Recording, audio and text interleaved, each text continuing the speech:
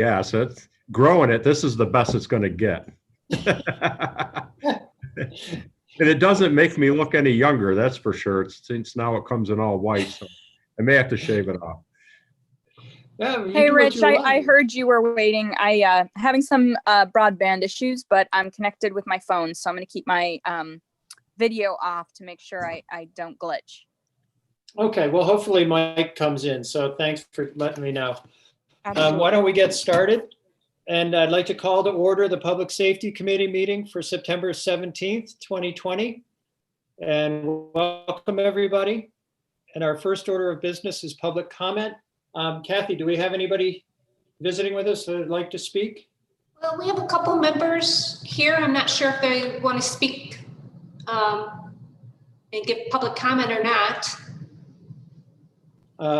Well, if anybody does, if you could just unmute for a second and let me know. We'd love to hear from people. All right.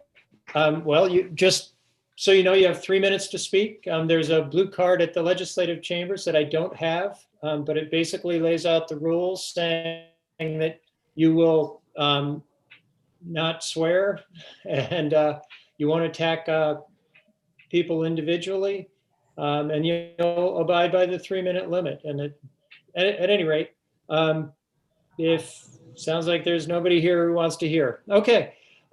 Any changes to the agenda? Kathy, are we? I don't have any changes, but there was a revised resolution sent out. Okay, which resolution was that? It's for emergency response, authorization to accept grants.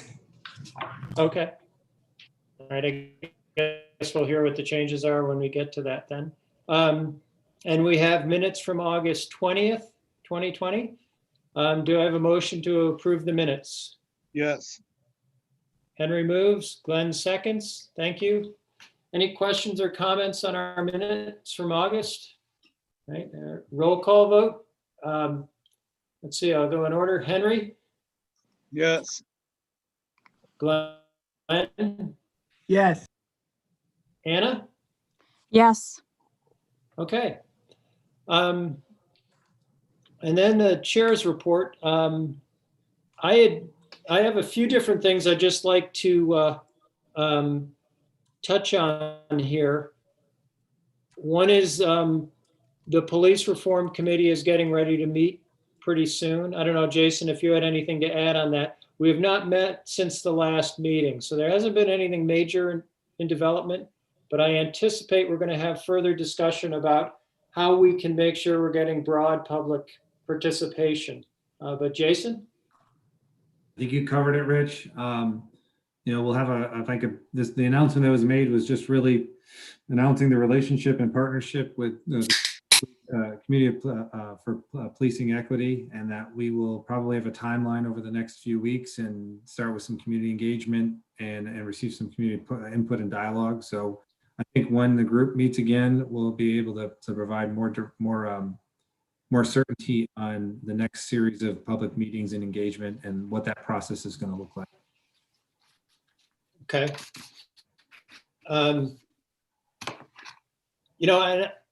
I had shared with the committee members some communications I'd gotten regarding the protests in the city. And I understand this is a fairly difficult subject, but I wanted to express my concern about what I read, that I'm firmly in favor of the protests, that I believe we would not have a police reform committee and the governor would not have issued the executive order without the protests. It matters that people care enough to go out and petition their government. This is at the heart of what we do. What I read, nature of the behavior at the protest seems to be changing a bit, or some things have occurred. Maybe there's no pattern to it, where they're blocking traffic. They were blocking police vehicles from being able to exit the city police department parking lot, so they could not respond if they needed to emergencies. And that seems to be an escalation of provocations of individual police officers, like yelling in their ears and baiting them to try to provoke a reaction. You know, I really worry that this is not helpful.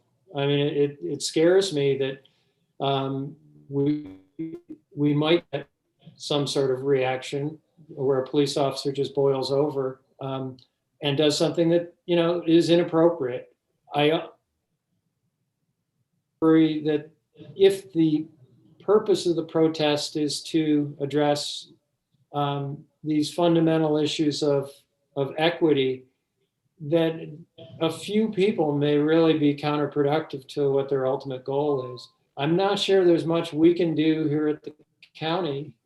Fortunately, it doesn't seem like the sheriff has been a target of this. I don't know, Sheriff, if you've had anything happen, but I worry overall about what's occurring in the county. And I invite comment on that. I know it's hard to talk about, but if anybody has any thoughts.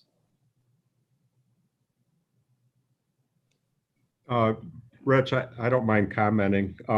I just got back from the Sheriff's Association conference in Saratoga. I got it. Careful watching what's happening. Oh, go ahead, Sheriff. I'm sorry.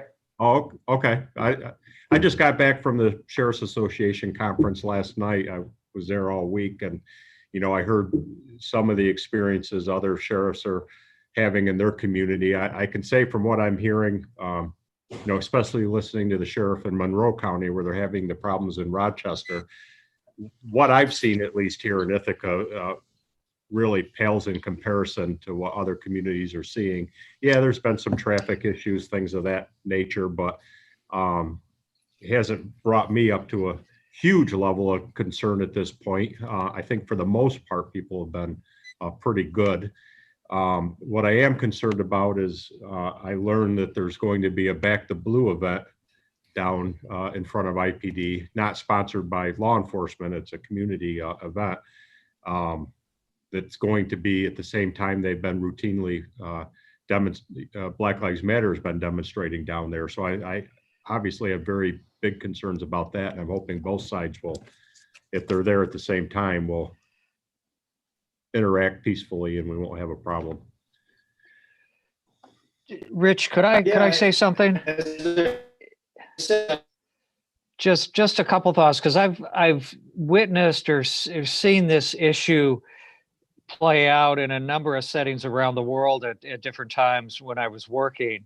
And I mean, I agree with you a little bit with what you said in terms of these things. There are always a few people who manage to create problems, which isn't the intent of these things. But I think I also agree with Derek that we've had minimal issues here in Ithaca Tompkins with protests. And I think part of that is the kind of laid back isn't the probably correct term that IPD's taken, but the kind of the step back, which I think is important to recognize on that. And you know, my experience has been witnessing these types of issues play out around the world. One of the worst things we can do is as institutions is try to overreact. That tends to be counterproductive and produces the exact things you want to avoid. So, I mean, I realize your concerns, and I have some concerns hearing Derek talk about two protests, you know, countering each other at once is a recipe for something. But, you know, I think IPD's taken the right approach in taking a step back, and dissent is one of the, you know, our most cherished values. And it's the, you know, in our Constitution, and it's the dissent we don't like or may not agree with that's probably the most important. But I think having seen this play out in so many different settings, I think we just need to be aware of what IPD has done is probably the best approach in terms of we've had you know, I think has been an important factor, and we had minimal issues so far.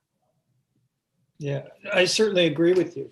that the IPD has demonstrated a really professional approach.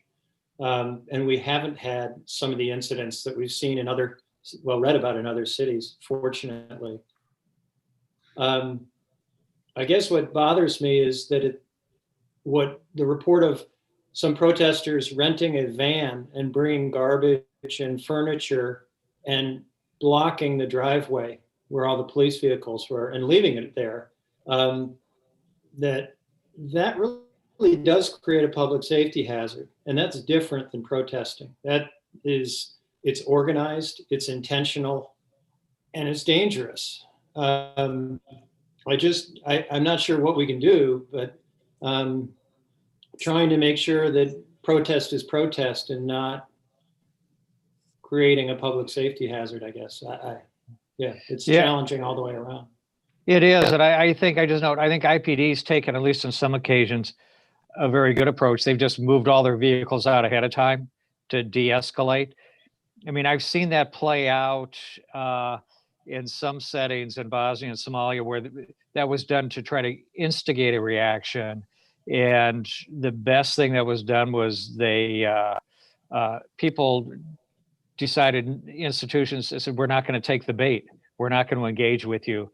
So I think hopefully that's why I understand your concern. And I think it's a valid point. It is a concern, but there are things hopefully IPD can do, continue to plan around and avoid escalating it as much as we can as institutions, avoid kind of rubbing, making things worse. Yes. Well said. I would also like Henry? to, yes. As I sent you guys an email today about the protest and about the reports you sent.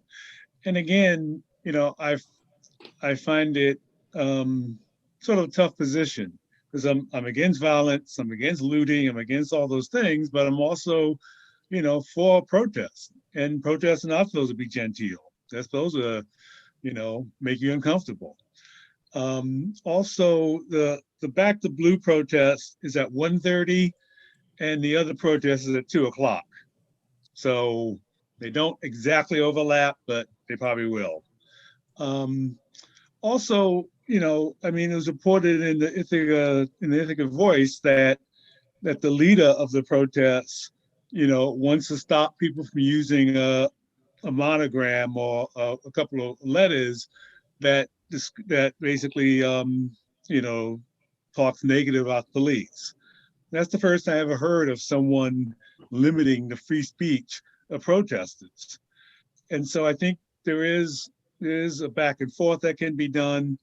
And, hopefully, we won't sink into a Rochester situation or something like that, which, when I first heard about Rochester, I thought, okay, Ithaca is going to turn to Rochester because we're so close, but we haven't. And hopefully the police can again just keep things down. I know that none of the protests have been permitted. They haven't submitted a permit process. And the police just let it go. And again, they're not engaging them in a sort of way that causes conflict. And I think that just has to continue to be done for de-escalation purposes. Yeah. Rich? I think, Anna, could I just interrupt for 1 second? I've got several people in the chat room that missed public comment but would like to comment. So I'll just let them know that I will come back to public comment and reopen that. Sorry, Anna, go ahead. No worries at all. I just wanted to add, I appreciate what Henry's saying about the priority being de-escalation right now, because, prioritizing or focusing on the specifics of, I guess, it's very easy to escalate things. And I think that in some cases that's the intention. And to bring a conversation to the fore that hasn't gotten attention, or at least we've had conversations, but it hasn't created systemic change. And I think that that's really what is being asked for.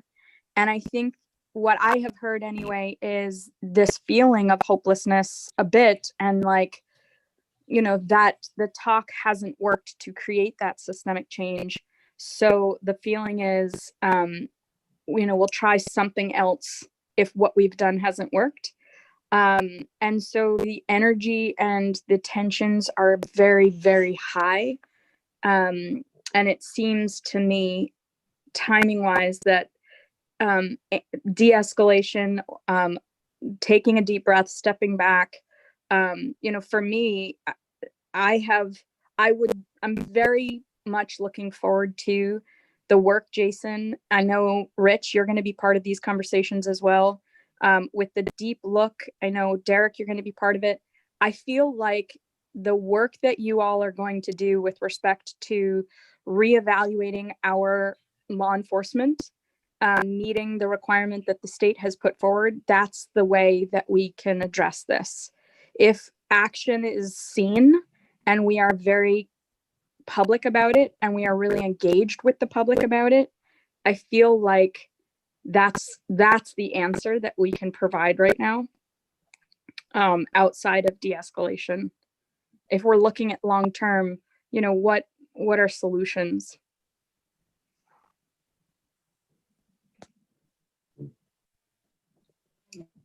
Thank you. Anybody else want to talk on this one?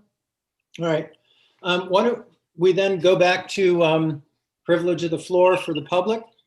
And I think Ty Lee, you wanted to speak to us. As I said, you have 3 minutes, and if you want to unmute, and I will give you a go. All right. Yeah, so hello, everyone. Where do I start?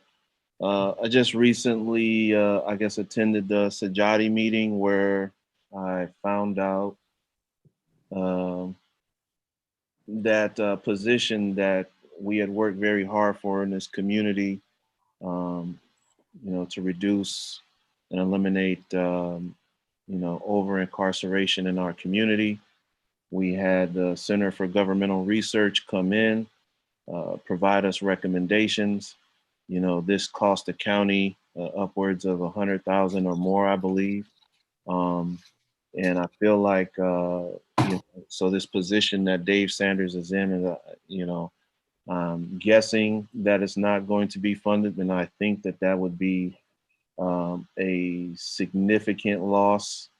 There has been talk about the fact that the new diversity, equity, and inclusion officer, I'm not sure if that's the exact title, is going to be taking over those responsibilities. And I find it very difficult to believe that that person would be able to do that job and all of the things that Mr. Sanders has been doing to improve this community. And I also heard in the meeting that the state budget is a dumpster fire, which means that we're probably going to be hitting a economic situation where you know, crime may increase. And so I think we're eliminating something that can help us overcome the challenges that are going to be presented just due to what COVID has done. Also, in addition, I think it's going to be a significant loss if we have to lose Marie Boyer in her position at the jail and helping folks to kind of access our resources and prep for resources as they are returning to the community.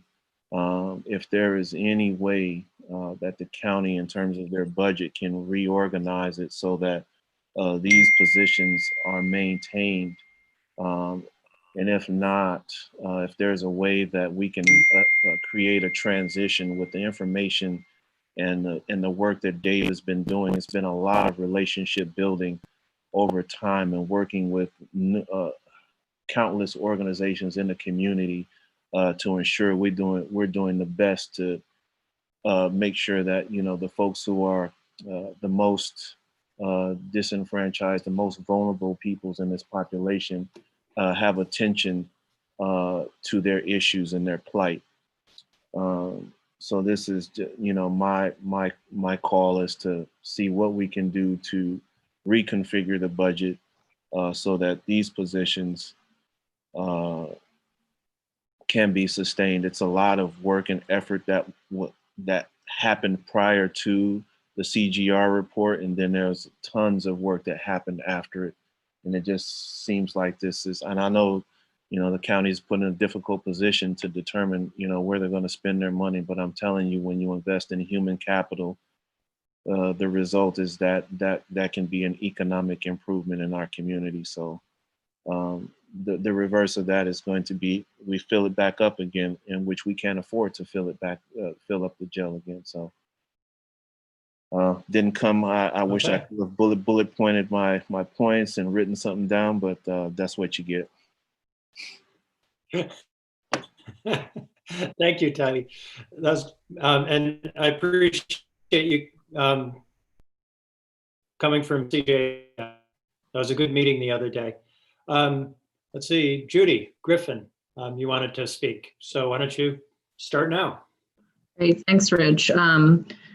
I'm Judy Griffin, for those that I don't know, from the CJATI committee that we serve on together. And I'm here to also express my grave concern about Dave Sanders' position potentially not being funded. I'm a medical doctor. I work at Reach Medical, so I'm not in the law enforcement world per se, but as we all know, there's a really close connection between the overall health of the community and individuals within community and public safety. I shared with Rich some statistics that are emerging around increasing overdose rates across the country. And what we have seen anecdotally and clinically with our patients is tremendous stress, and especially in the most marginalized and vulnerable. So I actually think it's the worst possible time, kind of setting aside the fight for justice that's underway currently and the message that sends by not funding Dave's position. But just from a public safety and public health standpoint, it's the worst possible time to take Dave out of that role, just because he does an incredible job building bridges, making connections across the community with clear results. A massive reduction in the jail population, and which saves our whole community and the taxpayers so much money, and really improvement in public safety. So, I think from a public health standpoint, I would strongly support funding Dave's position. And Morey Boyer is an essential part of making sure people leaving the jail have appointments set up for healthcare, for mental health services, have prescriptions and access to life-saving medication. We know people leaving the jail are at 13 times risk of overdose. So it's a very, very critical moment for someone's health and for the public safety. And so, Morey plays a critical role in helping people through that transition. Thank you. Thank you. Is there anybody else that wishes to address the committee? Justine, yes, you may speak. Hi, Rich. I'm Justine. You have 3 minutes. I'll take less. I'm just going to basic. I'm Justine Waldman. I'm the CEO of Reach Medical, a low threshold program for people who face inequity in the healthcare system. I also have 3 birds, and that's what the noise is. I'm so sorry. But what I want to say is I think that the recidivism rate that you guys are going to see is going to cost the county more than these 2 positions. And that's going to be problematic. And the last thing that I want to say is echo what Judy said. This is not the time to make a move like this move in this county, especially when you're facing protests about health disparities and disparities in the prison system and in the criminal justice system. It's just not the time to make this move. I think it's going to cost the county more in terms of public relations and more in terms of money than it is to keep moving forward with these very important positions and important efforts. Okay, thank you. Okay, and just for clarity, I thought Morey Boyer's position, the reentry position, coordinator was still in the budget. Is that the case, Sheriff Yes. or Jason? Yes, it's still in the budget. I think I think that's an important part to bring out. Morey, who's in the position now, is subject to seniority bumping rights of other employees whose positions are to be eliminated. So therefore, there's the potential that the individual in the position now could be bumped due to civil service seniority rights. But the position is funded. Okay, so but the position is funded, but there might be some disruption because of changing the role.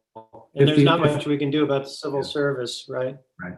Yeah, I don't know the exact details to as how many individuals have bumping rights, but in the civil service world, fortunately, unfortunately, when situations like this arise, individuals who have more seniority have the ability, if they so choose, to bump other individuals of less seniority in similar titles. Okay. All right. Well, we certainly have a tremendous amount of work to do on the budget. I looked through and tried to pull out all of the different budget changes that impact public safety. It's a long list. Given the financial challenges we're facing, it's not surprising, I guess. But we probably want to spend some time here at public safety. I know we on the legislature are going to enjoy several expanded budget committee meetings talking about the same issues, but I think it does bear some thought if we can think comprehensively across all of the public safety changes that we're looking at. I'm not quite sure how we do that without redoing what we're going to do already. But maybe the different departments could, when you give your reports, could just speak briefly on the budget issues. Briefly, please. But in the Rich? chair's report, if I could change, yeah. I actually just Yeah, who had is my that? hand raised. I just wanted to get some Sorry. clarification. No, that's okay. If you don't mind, I just want a little clarification. This is something new to me that Jason, you just brought up before we move on. I'm unaware of bumping rights. It feels kind of traumatic. Morey has, not only does she love her job, she's really good at it. But this sounds like something that is like a state, it's part of the state structure. So it's mandated and that's out of our ability to impact. Is that, are we sort of, do we have any say in this? So you're right. You're right. It is a civil service issue. So it's a state law issue. There's not much we can do about it locally. I'll say before we go too far down this path, the placement strategy that we've put in place for the 18 employees whose positions that they currently fill are to be eliminated was to identify other positions in the organization. So while there may be a situation like this where the individual in that position, their reentry position, may get bumped, nothing has been finalized. We still have to have those conversations with those employees. Sometimes employees may not choose to exercise that right. They may take another position that we may offer them. So I think we have to first kind of work through that process. But yes, your point is that it is a state law. And it's probably also identified in the collective bargaining agreement. But that's how civil service works, like it or not. So to answer your question, yes, it's a state civil service law.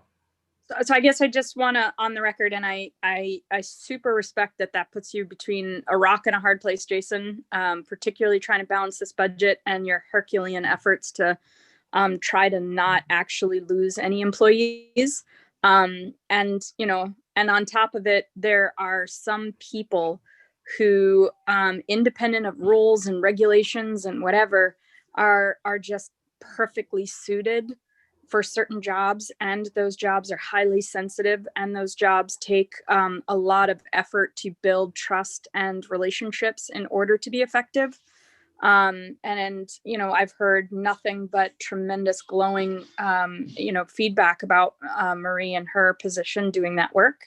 So I guess I just want to be on the record pointing that out to whoever's listening, that I think that would be a loss. But I recognize, that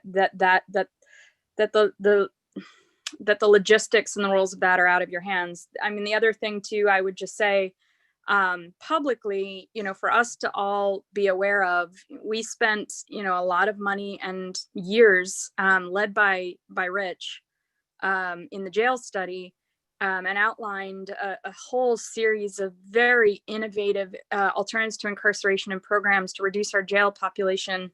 Parts of that, the community outreach worker, the nurse doing mental health assessments in the jail, David's position, at least half of his position. And all of these people have built tremendous relationships in the community and have been stalwarts in our program, progressive program to reduce our jail population and really prioritize community work. And I see all three of them in this budget potentially, being lost. So just to be conscious of sending a message, and for maybe for all of us to think about, how to stay committed to these efforts, that we've had such success with. No, it's going to be a very hard couple months for us, I believe, every time we think about this budget, because there is so much at stake. It really is a important series of conversations we're going to have. Anybody else want to speak to that issue? Okay. I'd like to keep us moving, and if I could refer to page 9 of the agenda. Brian, thank you, Brian Robeson, for sharing the 911 call data. And I reconfigured it a little bit. The data goes across month, by the way, and I put it into individual months rather than half of one and half of the other. And I really did it just because this is one of the few pictures we can get on overdose information. It's notoriously hard to see what's going on in the community. And I'm glad Justine and Judy are on the call or on the meeting, just because they have some insight here. And Judy, thank you for sharing the information you have. In looking at this, I was trying to see what is the trend. And overall, the trend seems pretty good, that we've done better in Tompkins County over time, whether that's just organic or it's some result of the efforts we've taken, would be great to know. But it does seem like since 2016, we've sort of plateaued and we have a fairly steady series of overdoses. Now, looking at what the information Judy shared, it sounds like nationally, some really scary things are happening with the rise in overdoses that we don't seem to be seeing reflected in our 911 calls. Of course, there could be overdoses where there aren't 911 calls, and there might be issues where somebody overdoses and nobody knew about it. But all things being equal, it does seem like we are not seeing that national trend, which is good. But we're also seeing a steady month-to-month number. And I guess we could have a discussion about whether that's acceptable or not. I don't know. I'd open it up for some comment. I think Justine, you had something you wanted to say? Yeah, the overall plan with REACH from the beginning was to look at the number of overdose. The CDC has a great number of, and now I've said this so many times that I'm going to forget, but I think it's 161 people have opiate use disorder for every death in Justine? a county. Can you hear me? You froze, so we couldn't hear you, or at least I couldn't. I think it might have been you, Rich. So for every overdose death, you can count on 161 people having opiate use disorder. And for years now, I've been sort of looking at that number and I'm not prepared right now, but I think that led to about 3,500 people in Tompkins County alone needing access to to medication-assisted therapy. When people are on medication-assisted therapy, either through methadone or buprenorphine, their overdose rate drops at about 67, 75% and right now at Reach, we have 10 providers all having 275 buprenorphine slots. There's also CARS has a new methadone program. So our access to MAT has gone up dramatically in the county. We were also able to quickly convert our entire practice to telemedicine, which is something that has really been amazing for our patients because it was a barrier to care that we knew about, but we didn't even think about telemedicine because you couldn't get paid by the payers to do it. But now that the COVID has come into place, we're allowed to start people on buprenorphine by phone call. We're allowed to see patients by phone. We're allowed to see them by video. And many of our patients have more access to a phone than they do to a car or to a Medicaid cab to get in to see us. So I think we've been lucky in our region in keeping the rate stable. But I think that what we're noticing anecdotally is that our 1,400 patients are really stressed, having lots of difficulties maintaining because there are no jobs. There's no access to outside services. All of those sorts of things have become pretty difficult. But I like to kind of think that when REACH came about, the overdose rate between 2017 and 18 went down in the state by 10%. And I think Tompkins went down by 19%, either 18 or 19. And I don't know the numbers for the year 2018 to the year 2019. But I think we have so many patients on buprenorphine that we're having a pretty good effect on the county. One other thing is for every patient, and Judy, I'm hoping you remember this number, but there's some great statistics around getting patients on medication-assisted therapy and the criminal justice decrease in crime. And I can find that data while we're on this phone. So everyone on this call should want us getting every patient who needs it on medication-assisted therapy because it has a tremendous effect on crime. Thank you. Yeah, the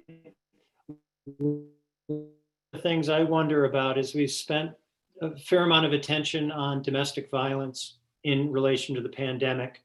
And it certainly appears it's much harder to see what's going on because of the pandemic. The reporting goes down and everything else. And I part of the reason I looked at these numbers was I was curious whether we're seeing something similar with overdose, but an overdose would seem to require an immediate medical intervention often. So perhaps these numbers are more reliable in terms of being an indicator, but I'd welcome comment on any idea. Okay. All right. Does anybody else have anything to offer on that subject? I had one other item on the chair's report, and I apologize, the chair's report is going on a little bit this month. But then Glenn Morey had shared a resolution regarding rural ambulance, and I'd like to go there. But before that, I wanted to just talk for a moment about an over target request I intend to make on the budget regarding one-time funding for Finger Lakes reuse to help them that offers immediate employment to people coming out of jail and prison. I'm particularly worried that the progress we've made on crime rate, on recidivism, on all of our ATIs is at risk with the economic situation we're seeing, that the key demographic of those people coming out of jail and prison are probably the people who are going to experience the most trouble finding employment. And Finger Lakes Reuse has had the reset program going for a long period of time, I think 7 or 8 years. It's a successful program, but it hasn't had a lot of people in it. And they've committed to go up to maybe, this really makes a difference in keeping those people employed. Hey, Rich. There's also an expansion of the program in that, yeah. Yeah. You keep freezing. Is it possible just while you're talking to turn off your video? I'm going to turn off my video. You won't see me. There. Wonderful. So I should have better broadband. I'm going to get 10 fine on it. Here I am in the city. I don't know what you were able to hear or not hear, but Finger Lakes Reuse, I'll just keep going, has teamed with Cornell Cooperative Extension. Aloja Arewele is running that part of the program to do pass-on training for employees so that they come into Finger Lakes Reuse, they get basic job skills training on, showing up ready and able to work.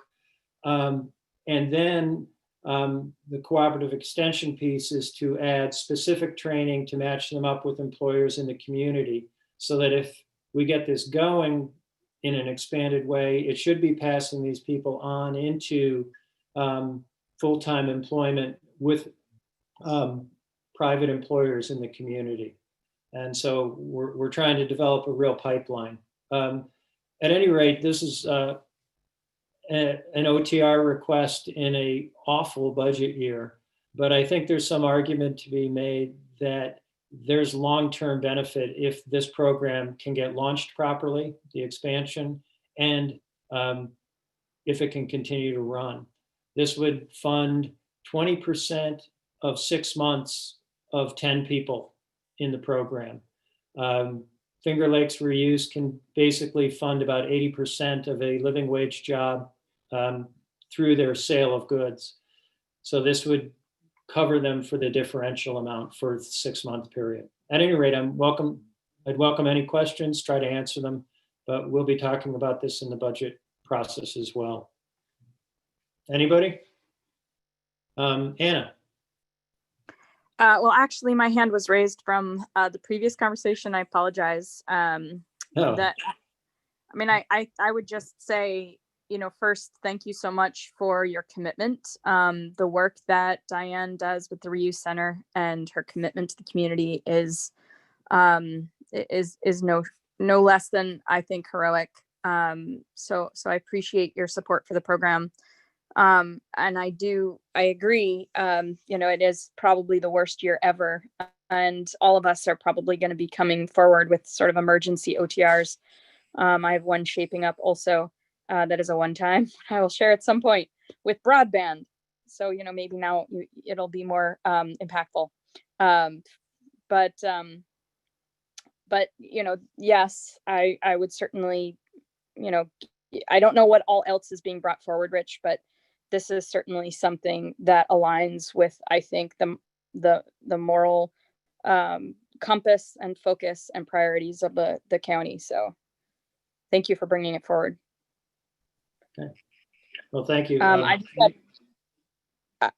just had one quick question for Justine from earlier, and I'll just throw it out there, but we can go back to it. I don't want to derail what your conversation is, but I did want to know if there's been a significant increase in mental health, depression. Have people been identifying that as a cause of going back to using drugs? Are there people who had successfully wound their way off, if that was their goal, and ended up back into using? I'm seeing a lot of national evidence of that is very concerning. So I was curious if we're seeing that here. I think anecdotally, people are having a rougher time than they were before. And I think as we head into the cold weather, and people lose housing, we're going to have a much worse time. So I would say anecdotally, yes, people aren't doing as well. I think, Judy, what are your thoughts on that?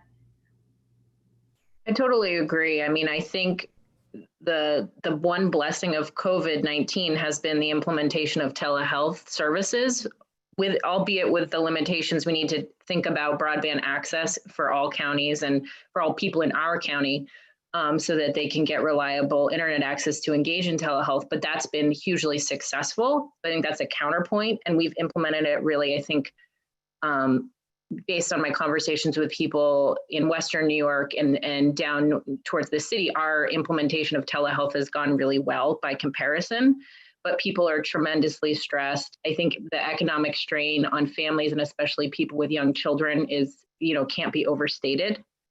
And so what we're hoping is that we can meet people's mental health needs. I've heard from patients that the services that they typically engage in maybe don't have telehealth services as readily available as we can offer. So we're trying our best to meet people's needs above and beyond their addiction treatment. So, I think I think it will only get harder, as Justine says. Thanks. I appreciate it. And Rich, I'm sorry to go back to a previous conversation while your OTR is on the table, but thank you. That's okay. That's all right. I just wanted to let everybody know I was going to be bringing this to the whole legislature, but it is public safety related. So I wanted to give an opportunity for comment. Why don't we keep moving? Glenn, you shared a resolution from the town of Groton regarding rural ambulance and emergency medical services. We did. Do you want to The open resolution, that conversation? I don't think anybody's got a copy except you, Rich, myself, and Kathy was supposed to distribute it through all the legislature. But on September 8th, the town of Groton passed this resolution. It was originally from TCOG, and they passed the resolution in TCOG. But basically, it's concerning volunteer fire and ambulance in the rural communities where they provide the service at a no-fee charge. And that we're just asking the state to provide funding for the fire and ambulance service. The state constitution does state and support the public safety, but doesn't give any of the money to us to support this. So we are at the point right now that we need money to help with our ambulance and fire protection. Yeah.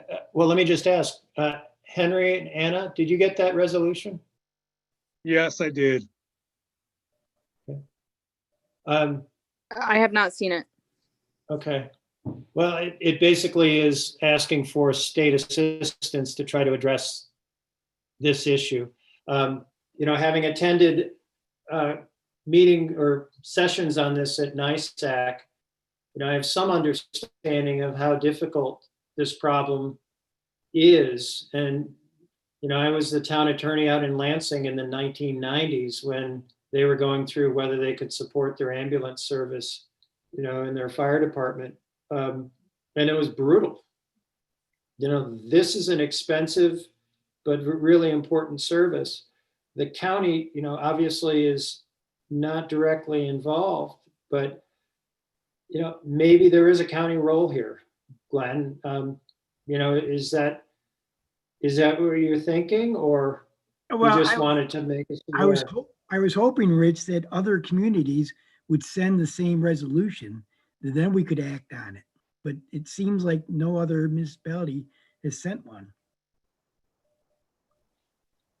Yeah, my sense of this is that it's structural, that if we don't approach how these ambulance services are provided in a different way, the towns and villages just are going to continue to frankly fail. It's too expensive for them individually.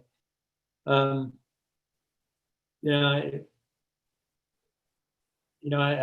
love to have a great solution. It's probably, again, an awful year for us to even talk about the county doing anything to assist with this. So it makes it especially difficult. I don't think we're asking the county to support us. We're asking money from the state. Right. No, I understand that. I think the state's going to give $0 to this, given their budget problems, unfortunately. But the ambulance, the need for it is not going away. But the resolution is just saying that we would like to request funding towards this. Oh, are you saying you'd like the county to do a similar resolution? I was waiting for other municipalities to submit their resolutions. I was hoping that, I guess I'm confused, Glenn. Are you saying you're waiting for other towns and villages, or would you like this committee to put together a resolution? well, I'd like a resolution from this committee. It'd be great. Okay. Rich, All right. Yeah. just so I understand, so what you want is a resolution from the county to urge the state to support municipalities in our county, specifically in this emergency response area. Yeah. Yep. Okay. And frankly, I think the version of the resolution that the town of Groton prepared makes good sense, but I'm a little uncomfortable having somebody propose it and us vote on it with you not seeing it and Mike Sigler not here. How would you guys like to proceed? Jason wants to speak. Yeah, go ahead, Jason. There is a bill, I'm pretty sure there's a bill that is awaiting the governor's signature that is to establish a statewide volunteer fire and EMS task force to at the state level to evaluate this very issue. It doesn't address your immediate issue, but I've just emailed NISAC to see what the status of those bills are. And once I get them, I can forward them to you. If you want to consider a resolution at the legislative level, it might be worth also referencing that bill or bills in that resolution, either in support of it when we know more about it. And I would imagine the intent is to understand need, volunteerism for both rural fire and EMS, and what that and how to pay for that need. But when I get those bills, I can forward them to you to consider if you want to consider them. Okay, Henry? Yes, Glenn, you said this went through TCOG, but no other municipalities or towns supported it, or basically did their own resolution? Not that they didn't support it. The resolutions, I haven't seen any resolutions from the municipalities. Have they requested other resolutions? I couldn't tell you that. Okay. Well, yeah, I'd be willing to support this, but maybe wait a month to get the information from Jason and put the reference the bills and then do it that way. I would agree too. I would say Yeah, the I agree same. with that. Okay. Let's plan on that. Jason, yes, if you could share that information, let's put a resolution that includes what Groton has done and support for the task force. That would be good. All right. Anything else on that, Glenn? No, Rich. Okay. Next up on the agenda is County Administration. Jason Molino, welcome. Thank you.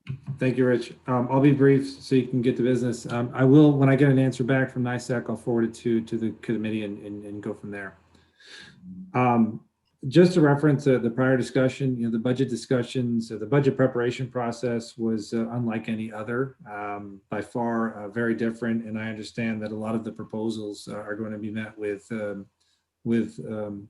some definite dialogue and concern on a lot of the people's parts. Obviously, it's very difficult to capture everything in the proposed budget, but nonetheless, we're prepared to work with the legislature as you need us to help try to find solutions in whichever way we can to meet the priorities moving forward. So I recognize those challenges. I don't want to give you a sneak peek of the future, but I suspect there'll be more concerns over other positions and programs that may need to be reconsidered for reinstatement as we go through the budget dialogue. So it's a challenging issue.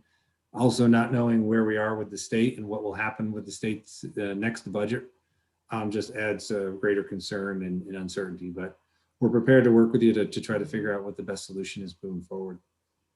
The only other update I have is more COVID related, just as a brief overview. I think you may have received communication. Cornell went on its status back to green this week as their first 14-day cycle passed without reaching 100 positive cases, which is good.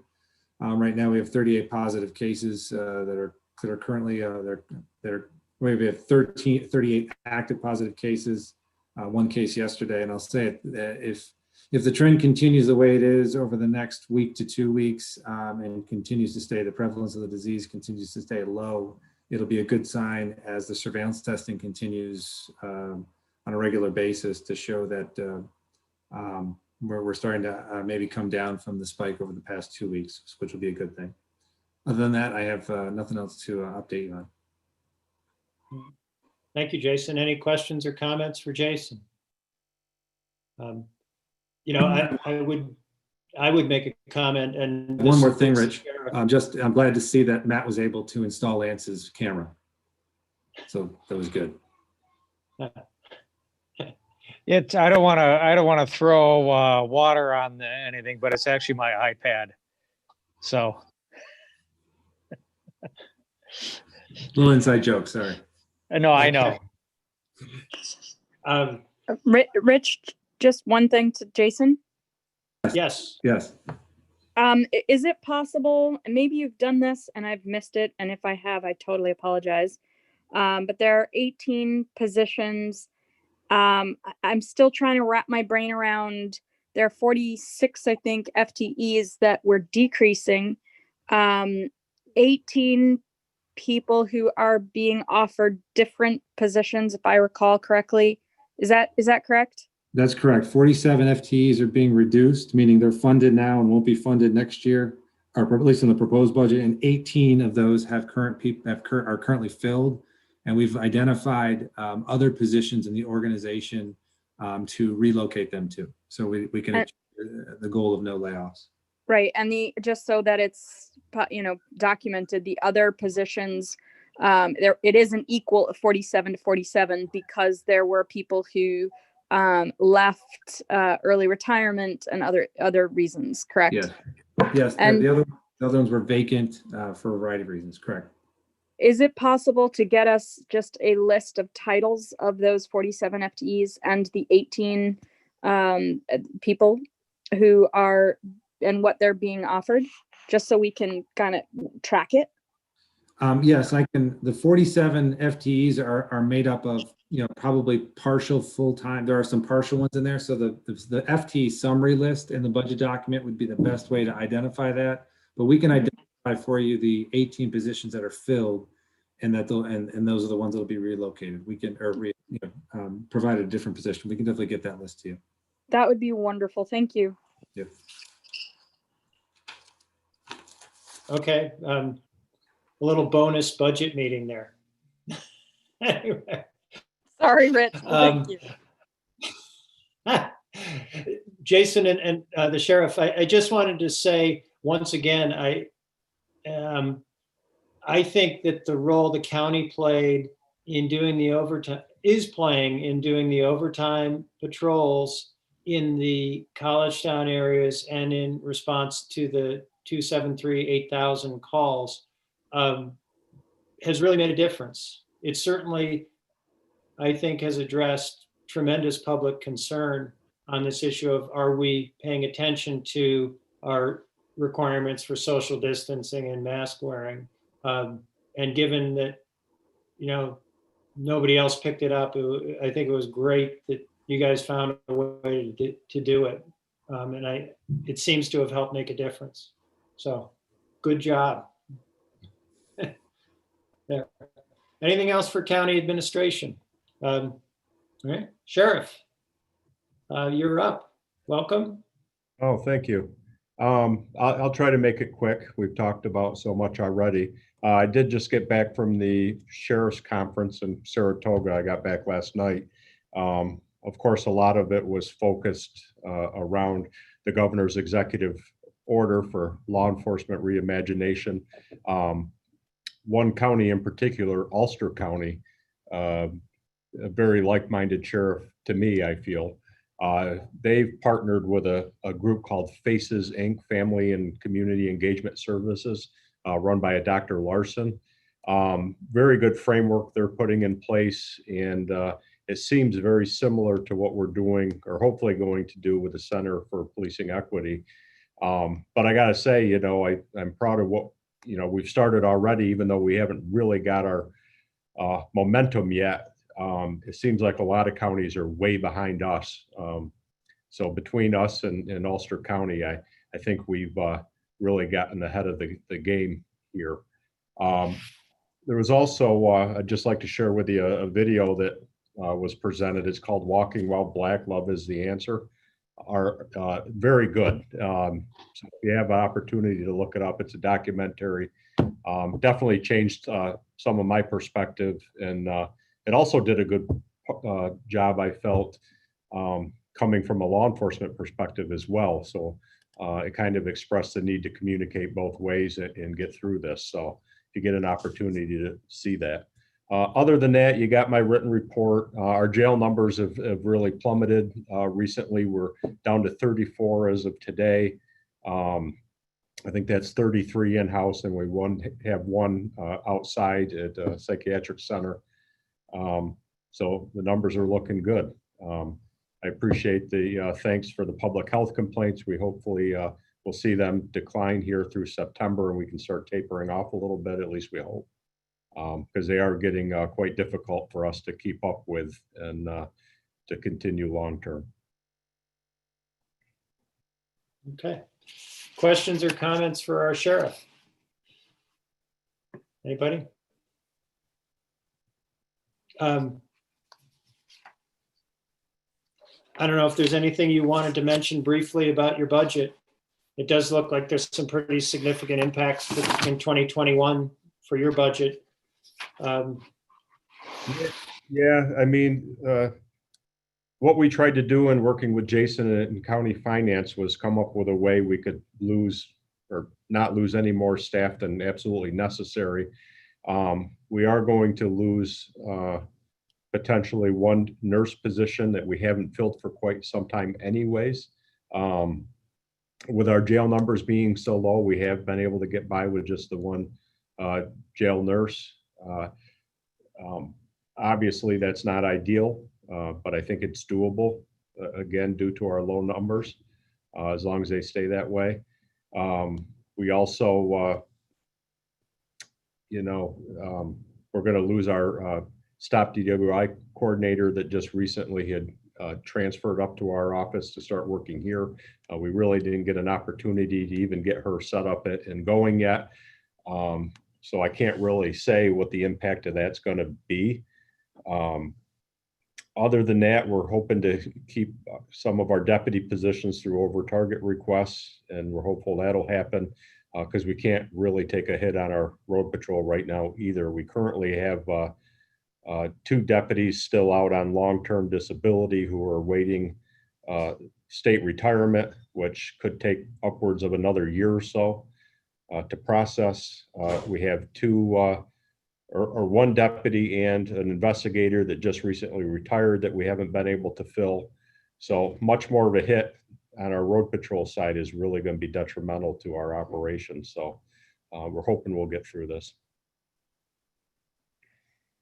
Henry, go ahead. Yes. Derek, you had a conference in Saratoga Springs, an in-person conference? Yeah. Of course, precautions were put in. We all had to wear masks, and they had our tables all separated. So you had to sit at a table by yourself and be 6 to 8 feet apart. But we got through it. It was a condensed conference. Usually it's a week long. This was only 2.5 days. It was hosted at a hotel. They had their own requirements in place, but yeah. Okay, thanks. Derek, I had a budget question. I'm looking at page 169 of the budget book with your full-time equivalents for road patrol.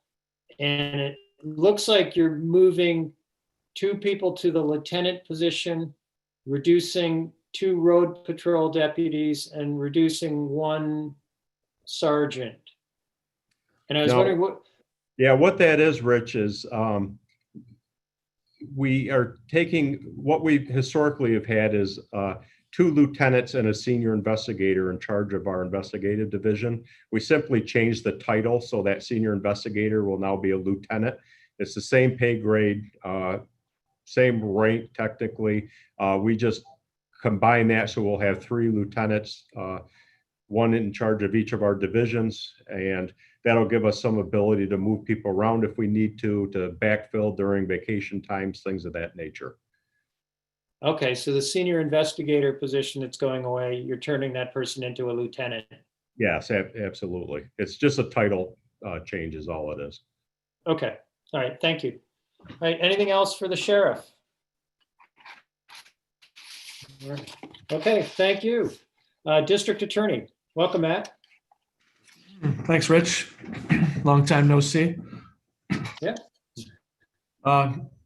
It's good to hear that the jail numbers are actually 34. They were 35 yesterday. So that's a really significant number, and I think it's a product of a lot of things, but including the ATIs that are still functioning now between felony treatment court, wellness and recovery court, and misdemeanor treatment court.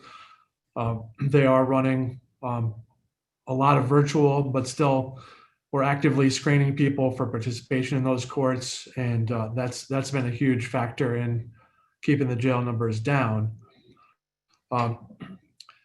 It's also a factor of we being lucky that no major crimes happened during the first couple of months of COVID. About 6 weeks ago, we had several major crimes all taking place on a one weekend time frame. And so several of those people are now currently incarcerated, waiting for trial. And the court system is functioning. We do have a grand jury, and we'll have a criminal trial next month. So it's all, very carefully planned out with physical distancing and masks and a lot of precautions. But we are having court regularly, and it is picking up a little bit in terms of the number of arrests and the court activity, whether it's in county court or the local courts. Going into 21, there's a few things that I think are really significant for us. We're going to be focusing really hard on reporting information. That's part of what's going to be mandated for the courts to report, especially demographic information about arrests and convictions and diversions. And I've started looking at that within my office as well, because I think we don't know how the courts are going to do that. And I don't think the courts know how they're going to do it. So I think the most accurate information will probably come from my office. We don't have a lot of time to do that. I mean, there isn't anybody who is not swamped right now with regular work, complying with discovery requirements. But it is something that we're going to be focusing on, trying to figure out how to report those numbers accurately going into the end of the year. Discovery is it's a big task that we have, I think, developed a really good system to comply with. Going into 2021, our obligations are going to increase significantly based upon one big factor, the state police having body-worn camera. They don't have them now. So when the state police, which is the third big agency that is responsible for a lot of arrests in Tompkins County, when they have body cameras, that's going to significantly increase the amount of data we're using, the amount of time it takes to collect and to upload all that information. So going into 21, looking at our budget, I'm grateful that the recommended budget doesn't cut the additional people that we brought in at the end of 2019 to focus on being able to comply with those increased discovery obligations. In addition to the ATIs that are in place now, I'm hopeful that LEAD, the Law Enforcement Assisted Diversion Program, will be launched. I was on a small group that helped apply for a grant, and I don't think that's been decided yet, but it would be a huge help towards launching the program. That Travis Brooks put together the grant application. In addition, we're looking at expanding wellness and recovery or mental health court to the felony level. That would be with Judge Miller in county court. That's also something I helped. I wrote a letter of support in support of a grant application for that. Those are ATIs that are going to be really significant in the community. They're also going to be an additional demand on attorney time. So we have been operating over the past 9 months with one less attorney than we have on the books. And we lost that attorney to go work for Judge Miller on January 1st of 2020. So that position's been open, and we were struggling. We were looking actively to fill that position before COVID hit, and then we had a hiring freeze. So we've been getting by without that slot, but going into really a full swing of ATIs and the specialty courts and increasing those obligations, we need that person back. I've talked with Jason. I've talked with Deanna Carithers coming in to try to get some help casting a really wide net to bring in some diversity into the DA's office. And I'm hopeful that I'll be able to do that with this new position, or it's not a new position, it's just a vacant position that I'm hoping to fill. And then I'm really looking forward to participating in the Public Safety Reinvention Task Force. And I've been participating in the JEDI Task Force at the county level as well. So lots of stuff going on that we're really excited about, and I think is significant in terms of changing and improving the community. Okay, thank you, Matt. Any questions or comments? Henry, you're up. Yes, Matt, are they doing any remote working with the courts? Yeah, absolutely. Whenever possible, we are having remote appearances by Skype.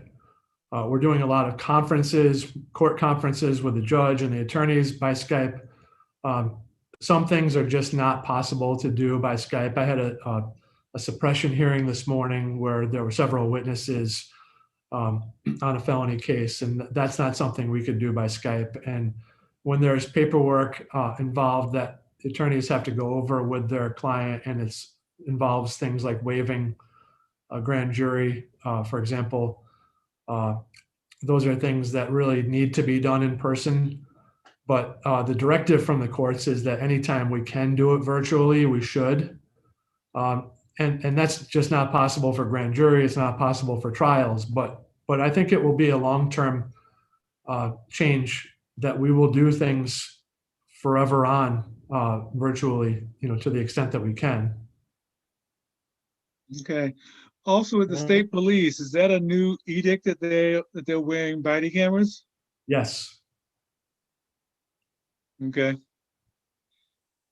Thanks. I think that's a positive development. Any other questions or comments for Matt? I have one, but if anybody else wants to go first. Matt, if I can put you on the spot, you have the 9th ADA position, and you have the confidential investigator to manage the discovery paperwork. If you were forced to prioritize between the two, pick your favorite baby. Sorry. I'll jump off the roof of the courthouse. I mean, we're in trouble. We're in trouble if we don't have both of them. We're in big trouble, and the community, I think, is going to see the effects of that. If I really had to pick one of them, which is, like you said, pick your favorite baby, I would need the confidential investigator over the ninth attorney. But that's going to I translate. hear what you're saying. We're just not going to be able to be everywhere we need to be with attorneys in the specialty alternative to incarceration courts. Okay. Any other questions or comments for our district attorney? Jason?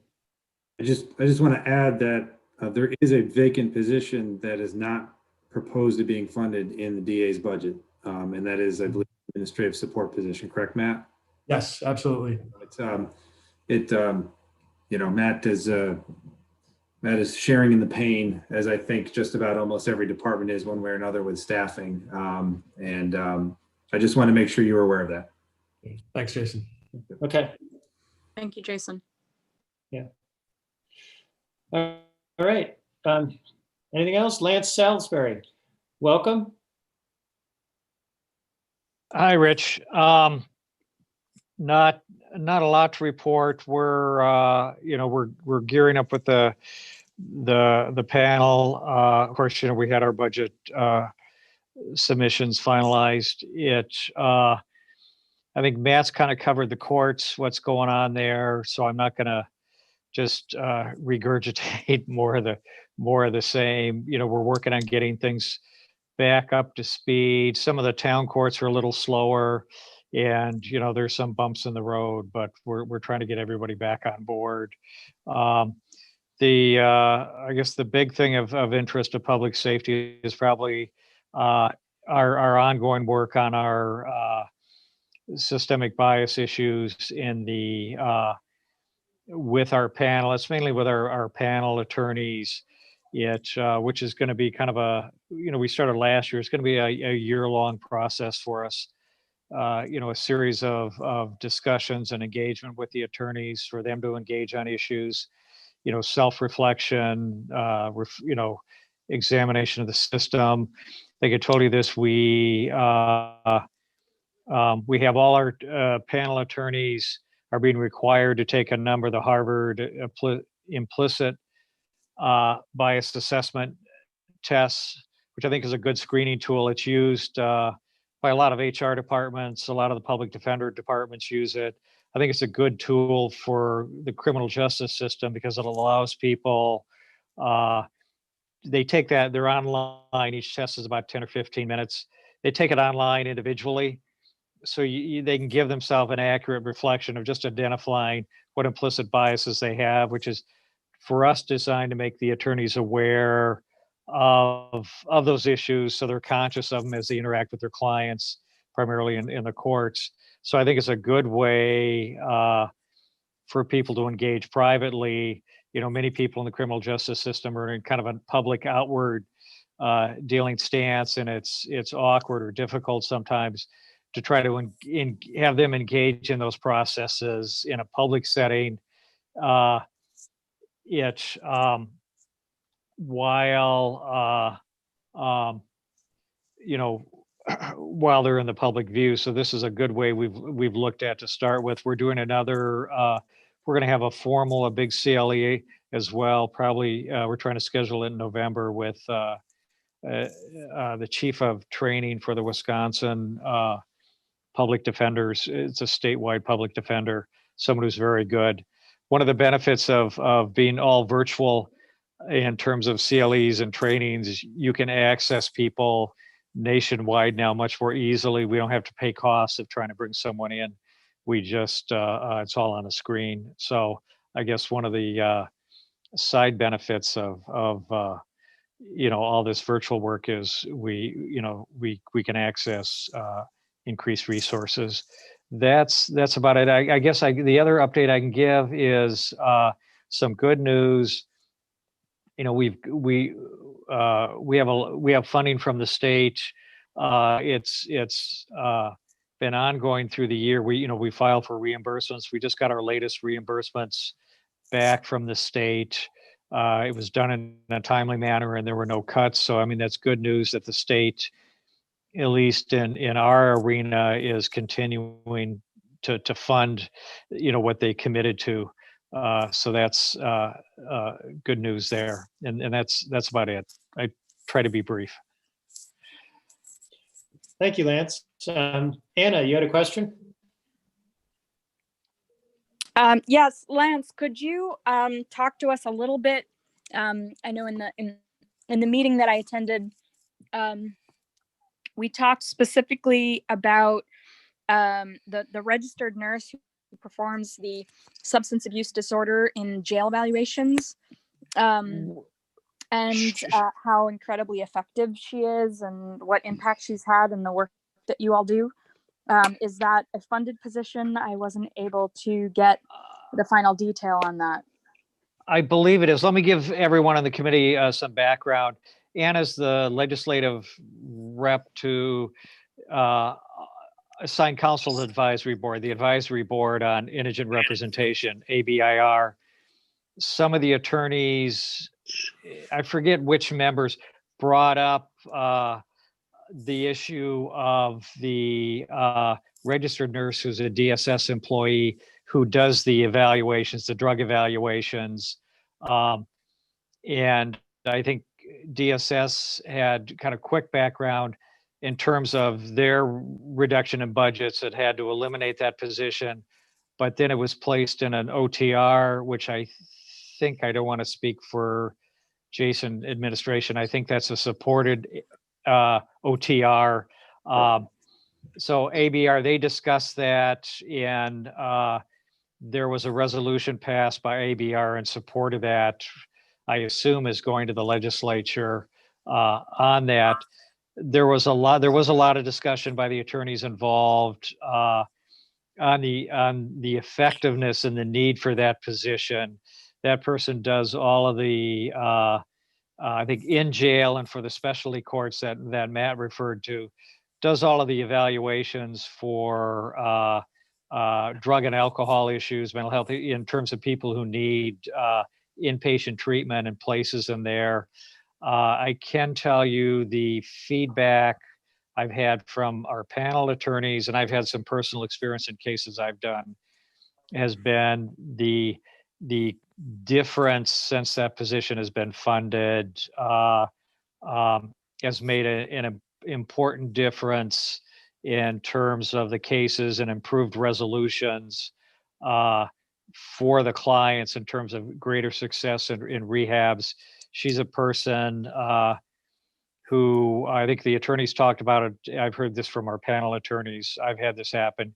Get emails from her saying, hey, your client's struggling in rehab, you need to reach out. That's new to us, so it's made a big difference. And it has, I mean, I was asked, it may have been Anna who asked this at ABIR. It has saved our program some money in terms of our cases. I can't really quantify that for you because it's a case of what we've avoided, or if someone fails out of a rehab, that case comes back into the court. There are additional representational costs there that we've avoided. So, I can't tell you how much that is, but it has saved us a little money on that. But I think, and I can see Jason's there, he can correct me if I'm wrong. I think that OTR is a supported OTR in the budget, and I'll end there. Yeah, it is. It's recommended. I mean, I'll give a little context, and I think most of the legislators are, but anybody else, it isn't. When we went into this budget process, the request I made was that and this included supporting agencies, that they provide a budget with a 12% reduction in their target. So, there are a lot of most, if not all, of the target OTRs that are recommended are restoration of existing positions or funding or programs. So, for example, I think the DA has one of the ADA position and some other support functions was a target reduction that was needed to meet that 12% reduction. I think the sheriff had 2 positions, and there's some body cams, I think, that is part of the restoration that are recommended. This particular that you're talking about is in DSS, and it was proposed as being a cut in half or a part-time position, and we restored it, or I've recommended a restoration to a full-time position. So that many times will be a point of discussion. Is, you know, this was recommended as part of the budget instructions I provided, which was reduce budgets by 12% in order to, and that was based on the economic and fiscal parameters that we're working in right now. Jason, just for clarity, the budget you presented on Monday, when you recommend something, does that go into the numbers that you gave us, say with the Yes. 5% increase? Yes. So, for example, the ADA 1 position, the 2 deputies, the body camera contract, or the body camera servicing, the nurse position that you're referring to today, all of that is part of the 4.9% tax levy increase. Okay, thank you. And do we, just as a follow-up, do we have any documentation? I know, Lance, you mentioned we have nothing quantifiable about how effective the detox or the rehab treatment has been. I'm sorry, I didn't mean to interrupt. I'll look at our cases and try to give you a kind of a guesstimate. Sounded good, but a general idea that I think is I'm going to try to be conservative in that number on that, because it's not something we really track. But I can go back and capture, at least with some of the cases, get an idea of and I'm going to talk to some of the attorneys on this as well, and I'll try to come up with an idea for you, to give you an idea so I can give you some value to that. Yeah, I specifically, not to belabor this, but I'll end with just saying there's scientific documentation of limitations in rehab and detox and an abstinence focus on long-term impacts, on the choices made, also recidivism rates. And so I'm curious if we could track a bit of, you mentioned money, but I'm also interested in, recidivism rates and from the programs that you're talking about. And whether or not, the support that the nurse provides is sort of helping with that specifically, just so I can get a sense of, what, given that we have such a tight budget and looking at our priorities, that would help. Sure, I'll try to come up with, I'm sorry. Yeah, I'll try to come up with what we have. It'll take a little digging, so it'll take some time, but I'm also aware of the time frame for budget, so we'll try to get that to you timely. Thank you. Rich, I have one thing to add since you're talking about this. For what it's worth, I did receive communications from Judge Wallace, Miller, and Cassidy about this specific position, requesting or supporting it. And I can forward those requests to you as well. That would be wonderful. Thank you. Yep. All right. Anything else for Lance? All right. Moving on to Department of Emergency Response. Welcome, Brian. Hope you're well. Yeah, same to you, Rich. You have the August Tomstat report in front of you. I hope there aren't any real anomalies from the 5-year averages. I will point out that a new column has been created for public health complaint. And there's a fairly large number there of 81. Bear in mind, this was in existence not at the beginning of the month, sometimes towards the middle to the end when Cornell students were coming into town. So it's a pretty big number. I will say that I get the reports every morning from our dispatch, and I don't know if they're getting it or they're actually studying or what's going on, but this week there were very few, if any, public health complaints received into the 911 center. So that's kind of good news. I'll answer any questions, but I looked through it prior to the meeting and nothing really looks out of line as far as the stats go. We do have a resolution. Rich, I don't know if it needs to be brought up or if it's just information only. I'm not sure. Well, I see that there was a revision to it. Yeah. And I was curious, the revenue and expense lines were stricken. Do you know why that was done?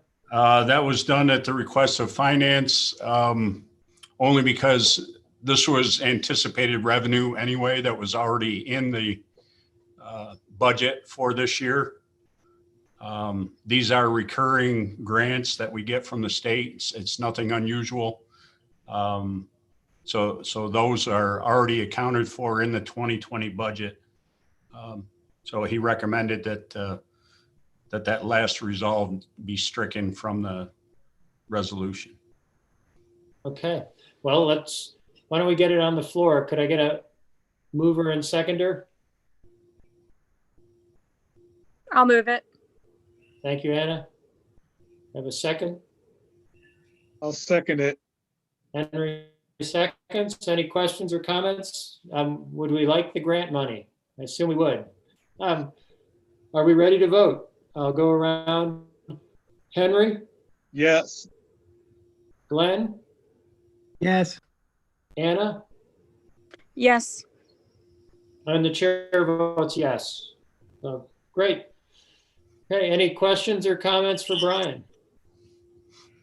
I just wanted to make a quick comment on some trends I noticed on the TomStat report that I thought were worthy of pointing out.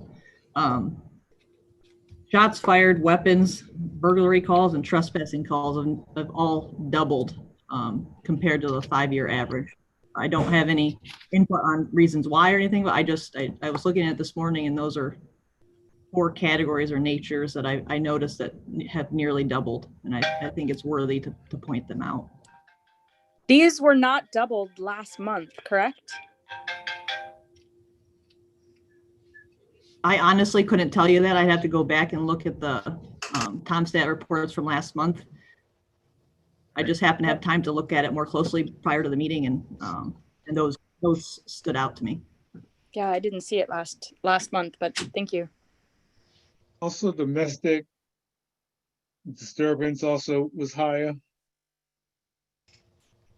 Yeah, I ran some numbers specifically to the Sheriff's Department in regards to domestic from the time frame of March 1st to current for this year, and we've responded to 293 domestic disturbance calls. Last year from March to this time was 262. So as an agency, we've seen an increase of 30 domestic calls over a period of 6 months, which obviously any increase is not good, but specific to the sheriff's office, that's the trend we're seeing, around 5 more domestic calls a month from March to this time period.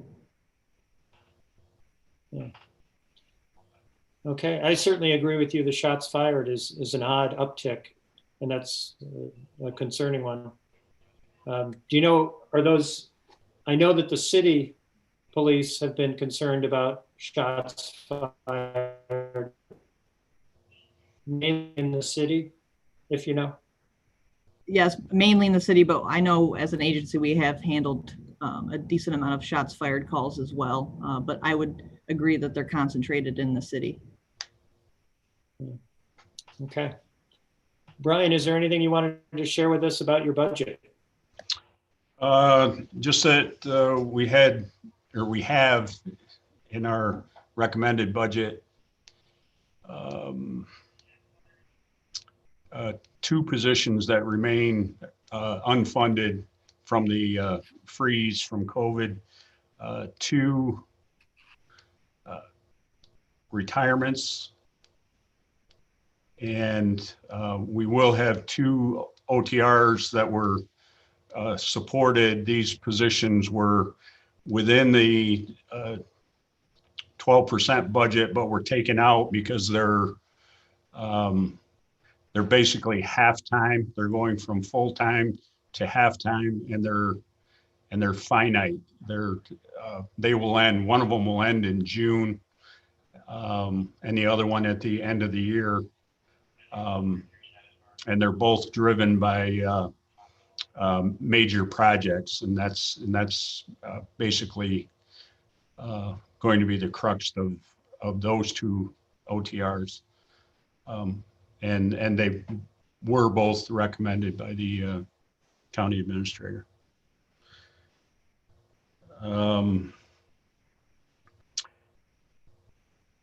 And you guys will have lots of times to ask questions about those. I did want to bring up one thing as it pertains to Glenn, the resolution that you had.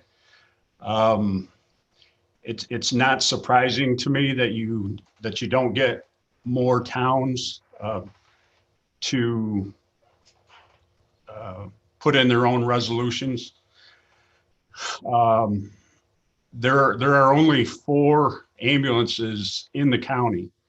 One of them's private, one of them's Bangs, and then 3 municipalities, Groton, Dryden, and Trumansburg. Dryden and Trumansburg do charge for their services.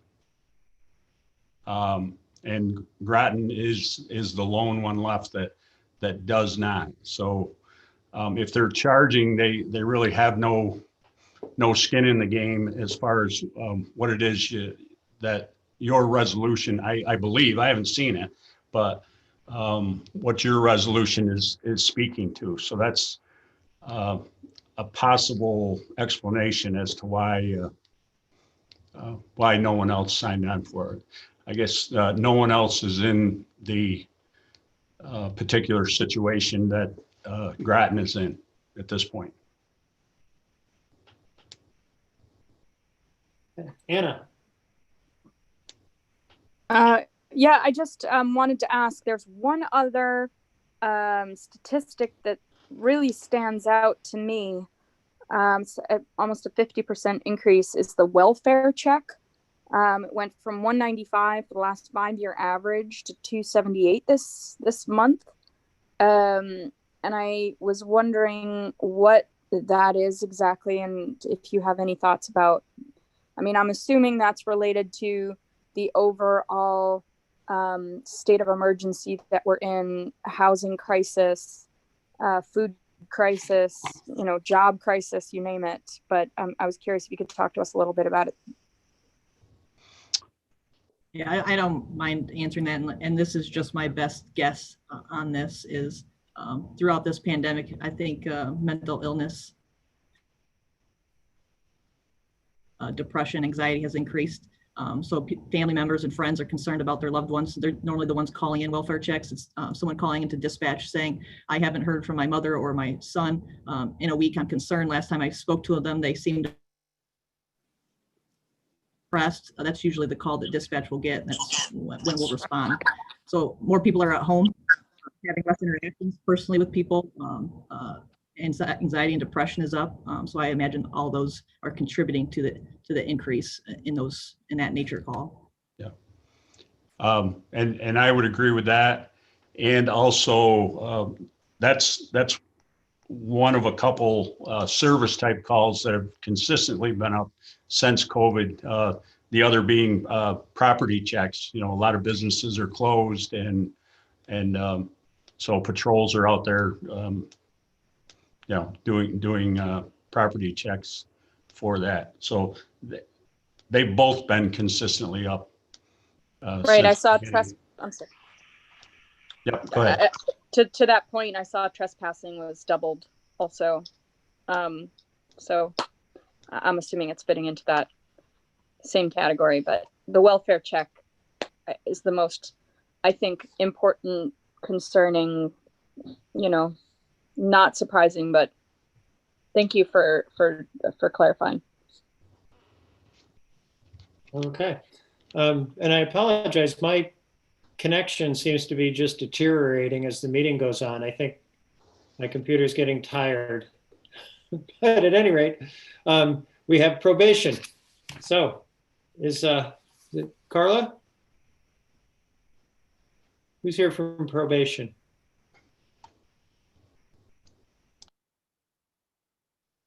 No? No, we don't have anybody from probation. Carla said, I apologize. Dan had to leave early unexpectedly and my microphone does not seem to be working. Nothing new to update from probation other than that day reporting did open back up and we have had 4 participants so far. Okay. I did attend CJ-ATI committee on Wednesday, and Dan was there and reported, and he did touch on some of the things probation is doing, and yeah, day reporting is going. It seems like they're in operation. It's a little slower than usual in some ways. Other ways are more challenging. Okay. We have the enhanced sentencing and supervision monthly snapshot. Does anybody have any questions or comments on that? Okay, that's on page, let's see, 26 of the report of the agenda. All right. Well, that makes the probation report a little faster. Thank you, Carla, for attending. Sorry about your microphone. I do note there's certainly some budget issues coming out of probation. And I guess we can pick those up and discuss them next month if we don't get to it before then at expanded budget committee. So that gets us to the end of our agenda. Is there any other business, any other comments, questions, anything anybody wants to talk about? Seeing none. All right. I'm going to turn my video on just for a second. See if it will cooperate for a motion to adjourn. And, do I get a motion? Thank you, Anna. Second from Glenn or Henry? Yes. All right. All those in favor? Yes, we are adjourned. Thank you, everybody. We'll see you next month. Stay safe. Thank you, Rich. Take care. Take care, everyone.